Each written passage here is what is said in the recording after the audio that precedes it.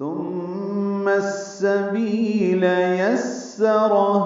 تا نرمی سے پڑھیں گے، زبان کی نوک سامنے کے دانتوں کے اندرونی کناروں سے لگائیں گے، میم مشدد پہ غن نہ کریں گے، میم کو السبیل کی سین سے ملائیں گے، ادغام شمسی ہوگا، بی یا مدہ دو حرکات لمبا کریں گے، یسرہ میں سین صفیر کی آواز سے ادا کریں گے، راپور پڑھیں گے، ہو الٹا پیش ہے، ملانے کی صورت میں تو الٹا پیش پڑھنا ہوگا، یسرہ ہو پڑھنا ہوگا، وقف کرنے کی صورت میں یسرہ ہا ساکن پہ ہمس ہوگا، پھر اس کے لیے راستہ آسان کیا، ثم اماتہ فاقبرہ، ثم تھا نرمی سے اور بھی مشدد پہ غنہ، اماتہ ما الف مدہ ہے، ہو الٹا پیش ہے، مد صلہ، فاقبرہ حمزہ کو قاف سے ملانا ہے، قاف ساکن ہے، اس پہ قلقلہ ہے، را پر پڑھیں گے، ہا الٹا پیش ہے، ہو مد صلہ،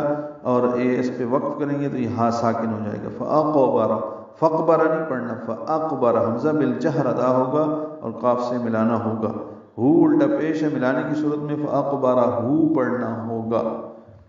پھر اسے موت دی اور اسے قبر میں پہنچا دیا، ثم اذا شاء انشرہ، ثم تھا نرمی سے مشدد پہ غنہ، اذا الف مدہ ہے، دا نرمی سے، شاء میں الف مدہ کے بعد حمزہ آنے کی وجہ سے مد متصل ہے، لمبا کریں گے، ہم اسے 4 حرکات سے زیادہ لمبا کریں گے، انشرہ میں نون ساکن کے بعد شین آنے کی وجہ سے اخفا ہوگا، را پر پڑھیں گے، ہو الٹا پیش ہے، وقفاً یہ ساکن ہو جائے گی اور اس پہ ہمس ہوگا، انشرہ ملانا ہو تو انشرہ ہو پڑھنا ہوگا، پھر سانس نہیں لے سکتے، پھر جب چاہے گا اسے زندہ کر کے نکالے گا، کلا لما یقض ما امرہ،